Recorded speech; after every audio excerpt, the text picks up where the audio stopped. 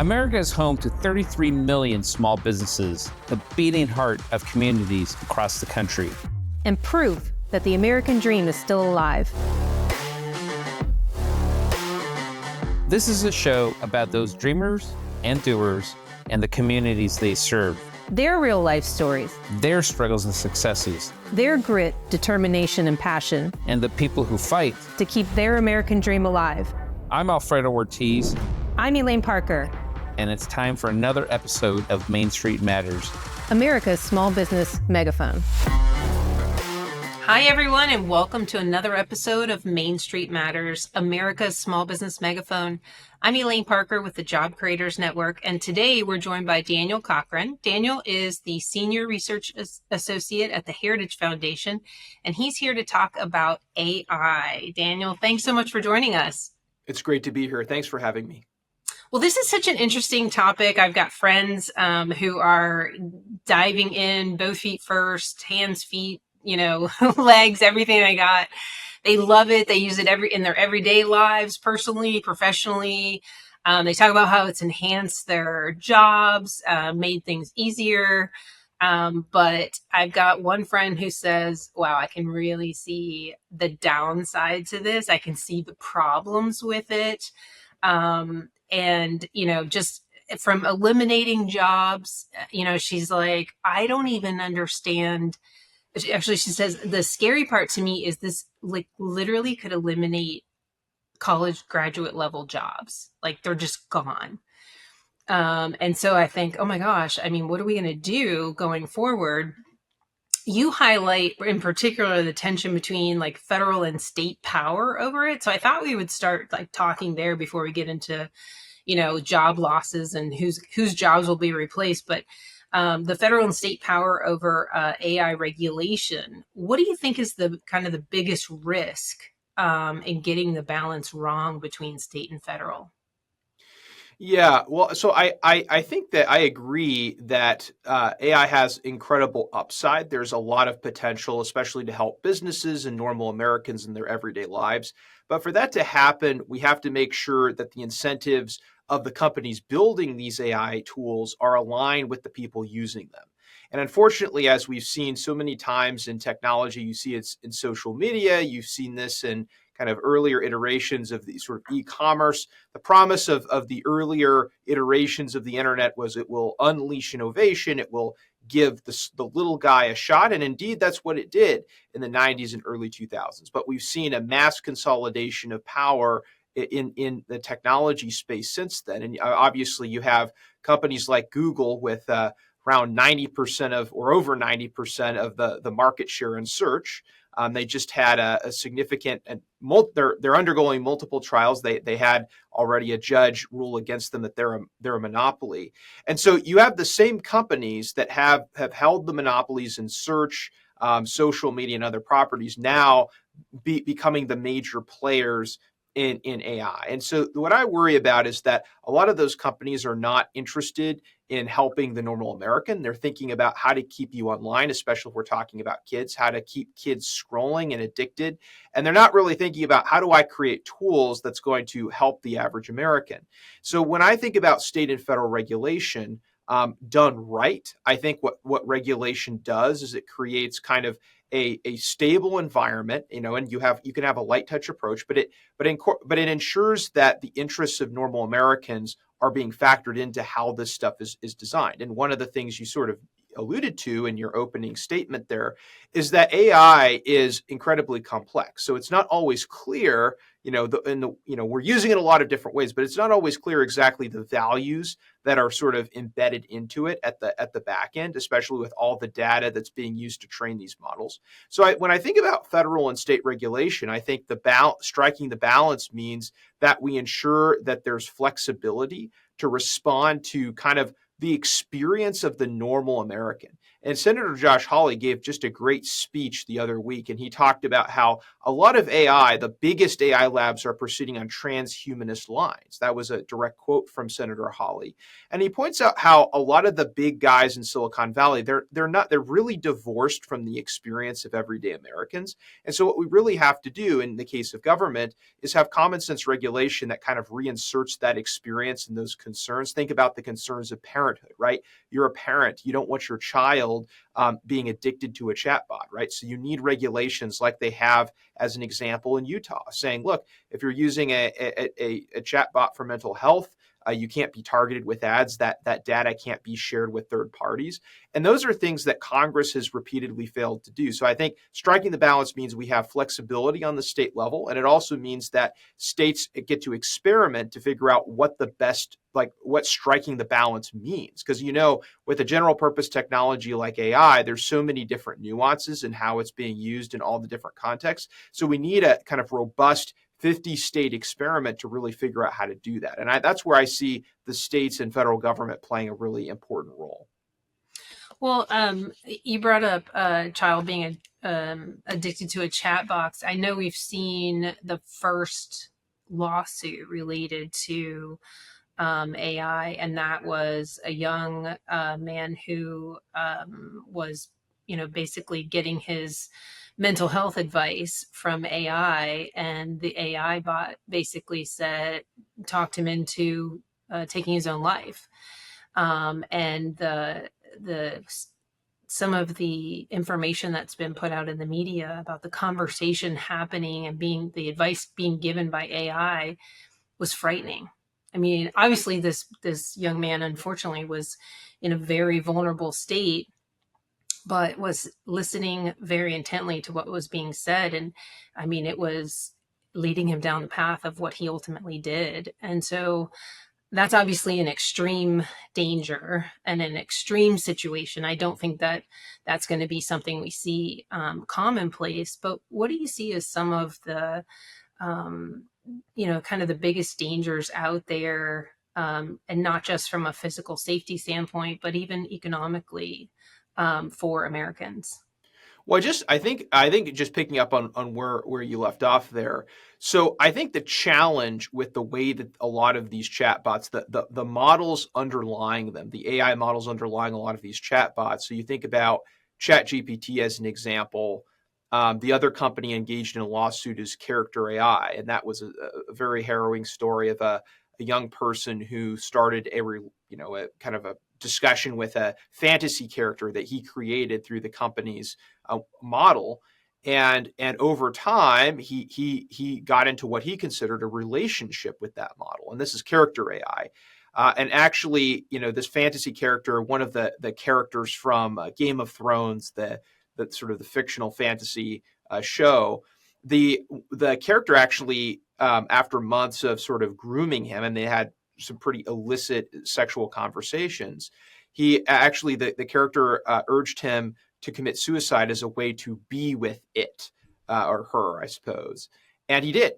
And so I think that when you say it's an extreme example, I'm actually not sure that that's the case, because recently we have accounts of adults using ChatGPT for pretty normal tasks. There was a great article, a great piece in, I believe it was the New York Times just a few weeks ago, detailing how you got guys with like mechanics, blue collar married mechanics with kids who are normal. They have no history of mental health illness or mental illnesses. And they start talking to ChatGPT, and sometimes it's unrelated. Like they're talking to them about, how to repair a car or something like that, which makes sense, right? That's the sort of thing we want AI to be able to help with. And then they get into they get sort of pushed into these conversations where they're talking about everything from like spirituality to sex, to marriage. And you have these accounts of people going completely off the deep end. Again, these are people, adults in some cases, that have no history of mental illness at all. And so what that suggests to me is that there's sort of something is rotten in Denmark, as they say. And what is that? And I think it goes back to this question of like, well, who's building the AI, right? And this is a question that I think especially we as conservatives need to be asking a lot, because I think there is a tendency sometimes on the right to just assume there's like good faith, right? We just assume people play by the rules, that these companies are just out there to create the best tools. And unfortunately, we know that's not true. I mean, Mark Zuckerberg, for instance, has talked about he wants you to have 15 AI companions, right? Every kid should have 15 AI companions. That's the explicit goal of his company. And they're spending billions upon billions of dollars to make that a reality. And it kind of harkens back to his idea of the metaverse, right? Where everything will be sort of this, you'll essentially exist in this virtual space that will be, of course, mediated and controlled by Meta. And so that's where I think when we say, well, an extreme example, I think social media is designed to be to maximize for user engagement, right? And we've seen the effects of that on our society, both children and adults. We have a huge epidemic of kids being addicted to social media because social media is designed to keep them scrolling. In the same way, we have increasing evidence that these big AI labs are designing these chatbots in ways that are designed to keep you engaged with them. Right, even Elon Musk, right? You have the sort of recent examples of Grok kind of going crazy and talking about I'm a mecha Hitler, all those sort of crazy stuff, like the opposite of what we saw last year in Gemini, Google's Gemini, right? That was creating like black Nazis and woman Pope and all that, sort of the opposite of that. And one of the upshots of what happened with Grok recently that Elon Musk was talking about is like, yeah, they've designed the models to be sycophantic. They've designed the models to essentially tell you what you want to hear. And when you talk about AI, what is AI fundamentally? AI fundamentally is it's math, it's pattern recognition, right? It's taking lots of data, it's identifying a pattern within that data, and then it's making a prediction and producing an output based on that prediction. So when you're talking about a chatbot engaging with a human being on having a conversation, if you design the chatbot to kind of keep the user engaging, right? Keep them giving you or sharing their most intimate secrets and having a conversation with the chatbot. What are you going to do? You're going to design a chatbot that tells the user what they want to hear, and it can tell them what it knows they want to hear because it's studied thousands, potentially millions of human interactions because of all the data that it's been trained on. And we know more and more that the data that's being shared by individual users with AI in the context of a conversation absolutely influences the outputs, like how it responds to them. So this is a design problem. This is not some like unknown. I mean, there are some folks who say, oh, this is just a big mistake. It's just a technical bug. It's no technical bug. This has happened over and over again with some of the largest AI models out there. And it's not a bug because that's how they're designed, that they're designed to keep you engaged. And the big tech guys want that because they want this technology to proliferate across society. And they want us to be dependent on it. Now, again, I think AI has incredible upside. We can talk about some of that. I don't just want it to be negative. But when I think about its most concerning effects, I think about the effects it's going to have on the most vulnerable, our children, the elderly, folks that are lonely. We have a loneliness epidemic in this country, and I'm concerned AI is going to make it even worse. Another concern, right? You have now, the proliferation of AI-generated pornography, which states have been addressing. Thankfully, that's another example of where states are essential. I mean, think about what that could do to marriage rates. And what porn's already doing to marriage rates, and how AI could even worsen that. So I think about AI as a great potential for a lot of good, but because of who is designing it right now, I'm really concerned that the most vulnerable are at risk. And I think about our kids, our elderly. And I also think you mentioned jobs, right? I absolutely believe that there's, every stage of innovation is going to bring about disruption. That's normal. That's in some sense good, but we also have to manage that disruption responsibly, right? We have to make sure that there's still an opportunity for young Americans and folks at the bottom of the ladder to get on that first rung, because you need that first job to build the experience to go on to other things. You don't want to be there forever, but you still need that. So how we do that, I think, is very complicated. I think it's got to be done in a very decentralized fashion. And again, that's why I think states still have a role in regulating this stuff. I'm just curious. Today everything is politicized, right? From what jeans you wear to what soda you drink, everything is to what beer you drink, everything is politicized. Who is pushing for more regulation? What side? Conservatives, liberals? Where's the push coming from for a ton of regulation? And where's the push coming from for not so much? Or are we getting it from both sides?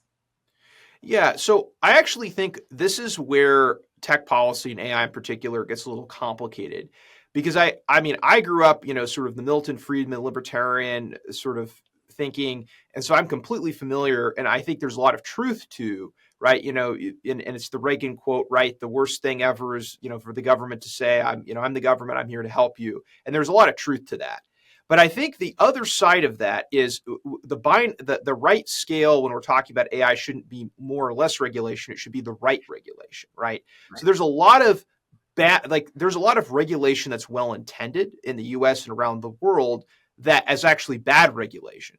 And at the same time, we could say, well, we don't want it. We don't want to regulate AI. And I actually think that's a mistake. It's a mistake for our society because, as even the president's AI action plan acknowledged, one of the big challenges to AI realizing the sort of economic gains that we've all been promised is that people, specifically smaller businesses, aren't integrating it. And why are they not integrating it?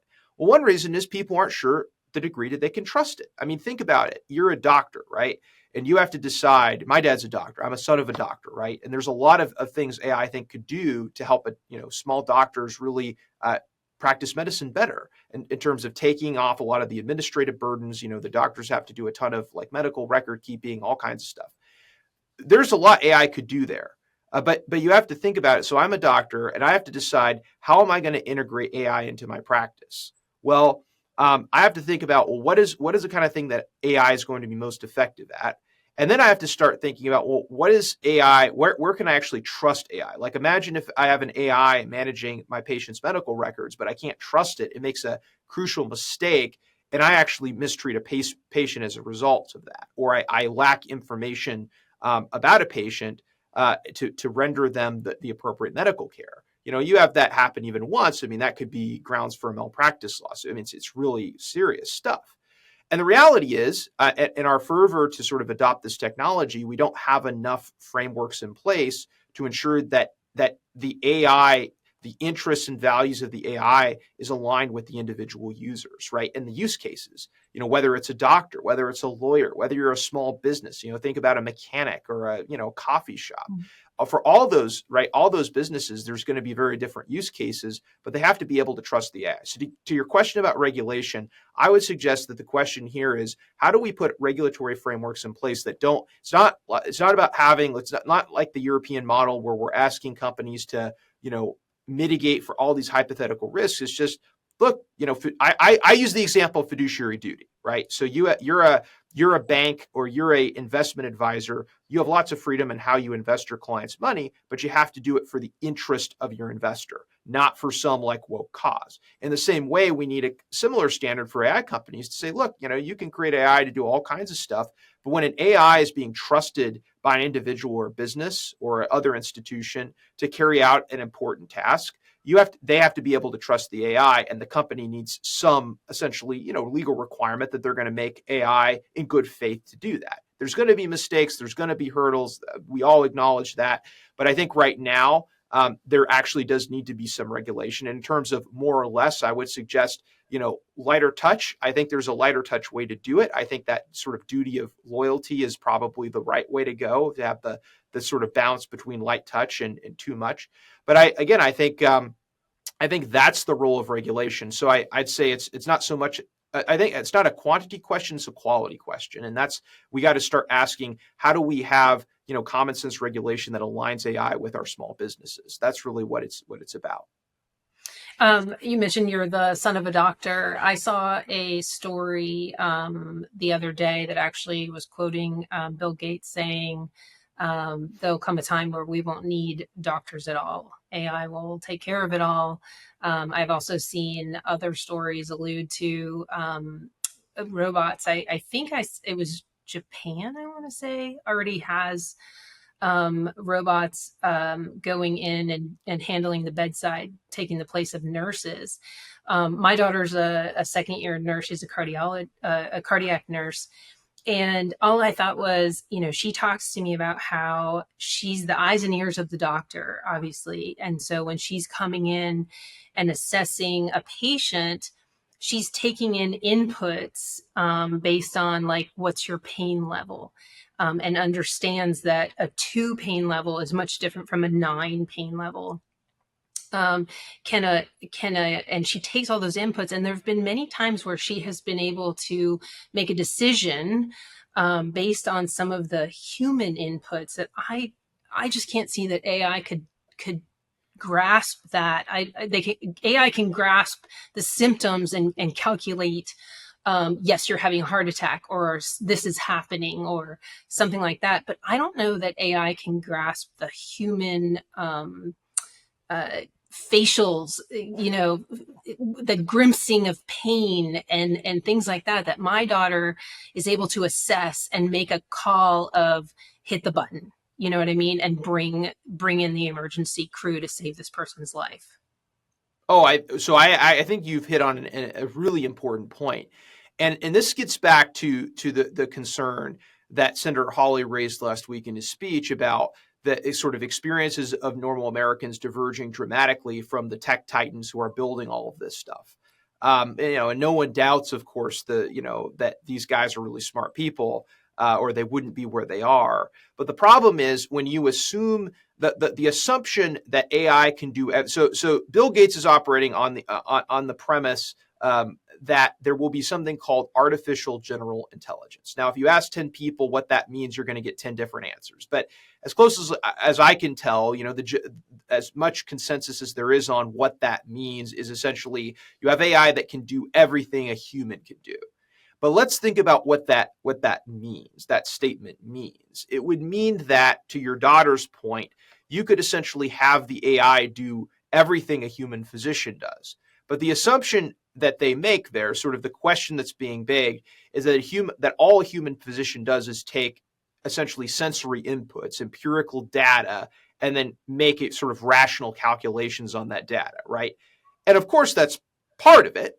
But any person who's practiced medicine for any length of time will tell you that there's far more to it than just doing that, right? There's just a human, and I give the example of, imagine you had the AI that's trained on more medical information and charts than any human doctor or surgeon alive, right? And let's just suppose that you have the doctor in the AI, and the AI could recall, and probably this is the case. I imagine this is probably true now. The AI could recall, if you ask the AI questions, right, about all of the knowledge that it's been trained on from medical journals or medical handbooks, or academic handbooks. Like, it could recall faster than the human doctor, right? It could spit out the answers faster than the human doctor. Well, suppose that the doctor had, or the surgeon in this case, he'd performed 50 surgeries, and he has an excellent record, right? Let's say it's 100 surgeries, right? He is an excellent surgeon. He's actually treated, many patients, done a lot of really, really hard surgeries. Well, you could say that the AI has, quote unquote, more knowledge than the doctor, right? In that very narrow conception of knowledge, that it's been trained on a lot of empirical data. But could you say that the AI would you trust the AI to do surgery like you would the human doctor that's actually physically done a surgery on 100 patients? I mean, I know my answer. I would say not in a million. The AI is not touching me in a million years. The human doctor is.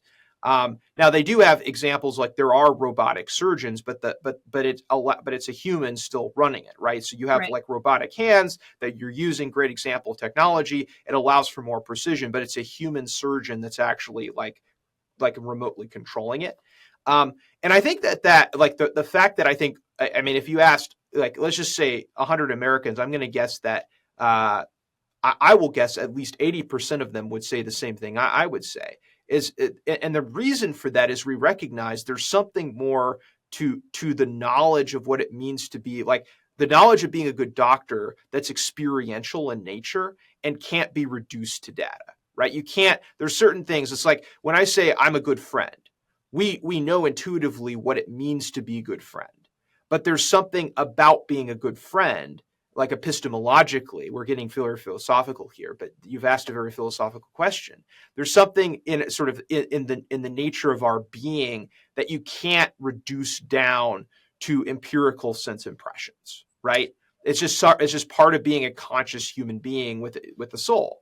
And that's what AI, those sorts of things are what AI can never replace. So when someone like Bill Gates says, well, AI will be able to do everything a human can do, what they have to assume is that all humans are essentially rational calculators. And we know from, you know, 1,000+ years of philosophy, and I was also big to say Christianity as well, that we are far more than rational calculators. We are ensouled beings. We're created in the image of God.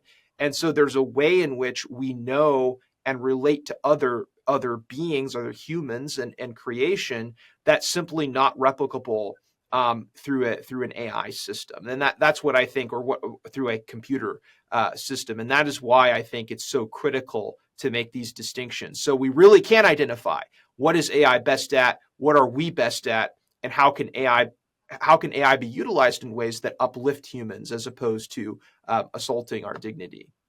Well, just another quick example before I ask you the next question. My daughter was in nursing school and transporting a patient who was still had a breathing tube in but was awake. There's a period of time when you have, I'm sure you know this, when you have the breathing tube in, you're intubated and asleep. As you wake up, they leave it in for a certain period of time to ensure that you are breathing on your own, to keep the airway open. So you can no longer talk, but you're awake. And so this patient was being transported and he began having problems. And so she's walking next to him and looks down at him. And the way that she knew he was having problems and was choking was his eyes. He said, I knew something was wrong because of his eyes. And I immediately flipped him over and began doing whatever she needed to do to help him. And there's no robot that's going to look over and see those eyes. Like we talked about the pain, the grimacing of someone's face when they're in pain. An AI robot isn't going to be able to read those kinds of things. And I'll tell you, if I'm being transported and I start choking, I want that nurse next to me and not a robot who's looking for some calculating series of questions to determine if I'm having problems. Had she not been there, he would have died on his transport. He was going, how long does it take you to lose air and go unconscious when you're choking? So those are the downside. Let's talk about where AI is, where you're seeing it be most powerful, and what is the most positive things that you're seeing in AI. Yeah. So, in some ways, I think the most positive stuff is still, it's yet to be realized. We have seen, as an example, AlphaFold, which was a model released by Google, which allowed it basically predicted a protein sequence, which was really hard before. I mean, essentially before AI, it took an enormous amount of time and resources to find or to predict how proteins are formed. There's also, I think, some pretty interesting stuff going on in drug research, in the hard sciences, where AI is, even astronomy, where AI is going to be able to help us make new discoveries. I'm really very bullish on AI in areas like advanced manufacturing and energy, especially. I think we talk about healthcare. I think there's actually a great future for AI in healthcare if properly implemented. But again, it's like that word properly. It has to be implemented in a way that is augmenting human expertise and human professionals, not trying to replace them, right? So the goal of AI is not to replace the doctor. The goal of AI is to free up the doctor to be able to treat his patients. And I was, thinking about the amount of medical records and, all the charting that doctors have to do. It takes away from their ability to actually do what only they can do, which is interact with patients, find out like what patients are feeling, how they're doing, and be able to better better treat their conditions. And sometimes that's not just prescribing medicine. Sometimes that's helping people feel seen and heard and all that, kind of like what your daughter was doing in that situation you recounted. I also think for small businesses there is enormous potential for AI to take on a lot of back office operations. So I think one of the things that's really exciting is thinking about how you could imagine a future where there's a whole sort of chain of AI agents that are sort of specialized in doing different things. And you might have a small business or say a household entrepreneur, and they're able to do with those AI agents what it now takes 5 to 10 employees to do. And I think you could say on the one hand, well, that'll put a lot of people out of work. I think in that situation, though, if we're talking about empowering small businesses in particular, what you potentially do is the jobs that are lost actually get replaced because people now who are working for someone else now have the ability to work for themselves, right, or start their own business. And that's really, I think that's the future that I'd like to see. I think giving people more agency and autonomy. I'm thinking about, like, I'm a millennial and I want to own a home, and it's really hard to own a home. It's just because of the cost. It's the cost of home ownership has risen so substantially. And I think one way that AI might be able to help solve for this is allowing people like me, because right now it's like if you want to work in a high-end job, you got to be close to a metro area, right? So you got to be in the suburbs, and that's always expensive. I'm in DC. I lived in SoCal. It's super, super expensive. And so one thing AI might be able to do in the long run, if we get it right, is allow people like me to have more choice in where we locate, right? So we no longer have to be located close to some large city center, and as a result, we can go to places where housing prices are a lot lower, where it's a lot easier to raise a family, where it's a lot easier even to start a business. Long term, I think that sort of, you might call it digital homesteading, is something that for young people like me could be a really, really important turning point. And I think if we see this on a large scale, it could really be an important sort of cultural shift for our nation. We talk about getting the birth rate up. That's part of it, right? Making it easy for young families to form. And that's my hope for where AI is going in the long run. Well, I mean, I see a lot of positives. I think that one of the best ways to kind of help ensure that, quote, your job's not eliminated is to understand, is to know how to use AI. Because the more you know how to use it, the more opportunities you see to bring to your job, to your company. I think that you have the opportunity to stay ahead of the curve, as they say, and understand it. And I think it behooves anybody, no matter what job you're in, an auto mechanic or an engineer, to learn as much as you can about how you can use it for good and to improve the things that you're working on, because that's how you're going to make yourself more valuable. I mean, that's my thought. And that's been my thought my entire career with any new tool that came into the workforce, or just the thought of, how do I make my job better? How do I make things more efficient? I think AI fits into that same category of, how do I create more efficiencies so that I can bring more value to my company. AI is a tool in doing that, but everybody needs to figure out how to stay ahead of that curve and learn how to use it. But before we go, I'd love for you to tell everybody where they can learn more about you and your articles and what you're working on at Heritage. For sure. So if you just go to heritage.org, you can find me at Daniel Cochrane. I have some articles under there, and then Real D Cochrane, that's my Twitter handle. So check me out there. It's been a pleasure talking to you. Thank you so much for having me. Well, thank you so much for joining us, Daniel. And thank you all for taking the time to tune in to Main Street Matters, America's small business megaphone. Main Street Matters is part of the Salem Podcast Network. New episodes debut every Wednesday and Friday. You can subscribe to the show wherever you get your podcast from, and we'll be back soon with another episode. Bye for now.